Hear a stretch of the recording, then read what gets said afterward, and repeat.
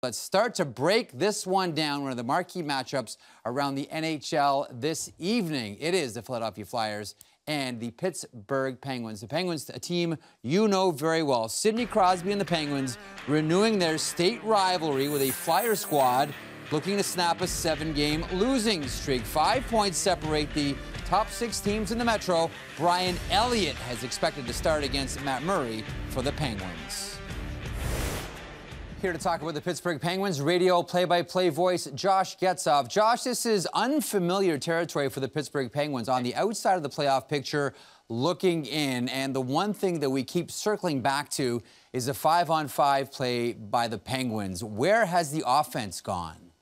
It's a great question, Jeff. I think looking at this team right now, it's 33 goals at 5-on-5 through 25 games. And you look at the names on this roster, and that's mesmerizing in a bad way for what they've been able to accomplish so far. Obviously, without Evgeny Malkin the last few games, that hasn't necessarily hurt the offensive factor for the Penguins, but they haven't gotten enough contribution from their bottom 6 all season long. They obviously made the trade earlier on in the season to pick up Riley Sheahan to try to give them a jolt in that bottom 6. He hasn't necessarily put up the points they were hoping. He's kind of more followed up what he was doing in Detroit, although his last week of action has probably been some of his best with the Penguins so far this season. But they're still looking for more out of the bottom 6. You lose a guy in Nick Bonino, you lose a guy in Matt Cullen. That's 31 goals off the board last season to this season as far as what they were getting out of guys that played in the bottom of their lineup. They don't have that right now, and I know they're trying to work to figure that out. But as of right now, that's a definite problem for them moving forward. Safe to say then, Josh, this is something they are still hunting for. The Riley Sheahan trade didn't just end this hunt for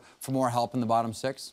No, and I know they've been happy with Sheahan, Jeff, in certain aspects. The face-off circle, I know he's been good for them in that department. They put him on for a lot of key draws in games. And as I mentioned, he has played a lot better these last couple of games. And he's getting a good look right now as the second-line center with Malkin out of the lineup, centering Jake Guentzel and Phil Kessel. And the three of them have actually had a couple good games in a row here for the Penguins, most notably the game against Tampa Bay on Saturday night. So there's been progress there, but I think that there's still the desire to get another piece down the middle. And maybe if you have Riley Sheahan as your fourth-line center moving forward, it's a much better picture for the Penguins. You know, you've watched and been there for all the games, Josh, in Canada. We've watched so much of the Pittsburgh Penguins, deep playoff runs, back-to-back Stanley Cup champions, but something just seems different about the Pens this year. What do you see as the main difference between the Pens we saw 12 months ago and the Pens we see right now? Well, I think the biggest thing is the obvious one, the players that are not back this year. You look at the Penguins last season, Jeff, and obviously you look at the same names that you saw in 2016 to 2017. There weren't a whole lot of changes as far as the roster was concerned. You had all your key pieces back. You still had Marc-Andre Fleury here. Chris Kunitz was in the building.